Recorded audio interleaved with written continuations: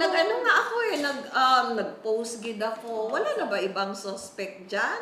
Nahupay ang kaguol o kabalakas sa mga animal lovers human masayran nga dili na idayon ang planong pagpatay sa iro nga si Spike. Kahinumduman, si Spike ang iro nga gipasanginlan nga nipatay sa iyang 63 anyos nga tag-iya nga si George Mayol niadtong Setyembre 28 sa Lawaan 1, Dakbayan sa Talisay. Kasamtangan karon nga naa sa kustodiya sa dog pound sa Talisay si Spike ug ipaubos sa 14 ka adlaw nga obserbasyon. Usa sa susihon sa veterinary office sa Talisay kung naduna by rabies si Spike o wala.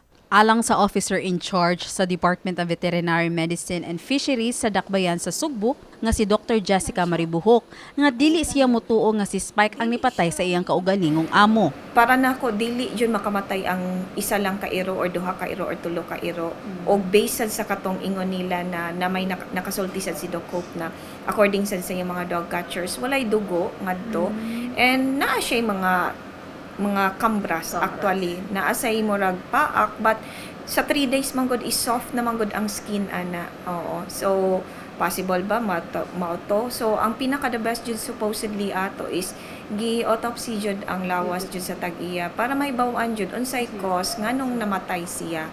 And para nako dili jud ang dog ang cause na namatay siya. Gani gipasabot ni Maribuhok nga kung mapaakan og iro, dili dayon kini mo resulta sa kalit nga kamatayon sa usa ka tawo.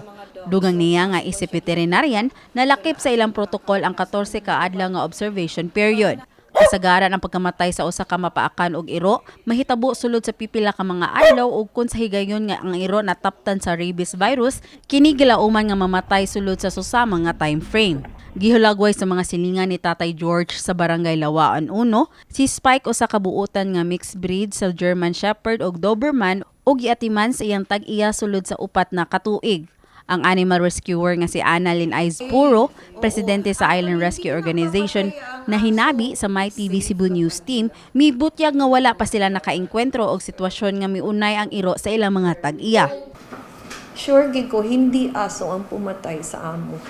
Wala pa sa in history nga pumatay ang aso sa amo. Kahit ano mong disiplina yan, mapalo natin, never sila nag-nurture ng hatred sa amo nila. Andam nga mutabang ug musagop ang Island Rescue Organization ni Spike kung mapamatud-an nga wala kini rabies. Sa pagkakaroon palaw man sa kapulisan sa Talisay ang investigasyon sa tinuod nga nahitabo sa biktima, kini bisan nga gikremate dayon ang patayng lawas subay sa desisyon sa pamilya. Samtang awhag ni Maribuhok sa mga dog o cat owners sa pagpa-inject og anti-rabies sa ilang mga binuhing hayop aron malikayan ang maong virus. Mga nagbuhi og iro, please lang be responsible and submit your dogs for vaccination. Labi na sa Cebu City na mag house to house pa jud ta, please grab the opportunity kay kung nabakunahan og rabies ang inyong dog, expected jud na kamo sa dili mo magka-rabies. Kay mind you, ang rabies, sakit ni siya na pwede mahatag sa hayop padulong sa tao. So be responsible. Kini si Mary Francis Lin kaayon alang sa MyTV Cebu.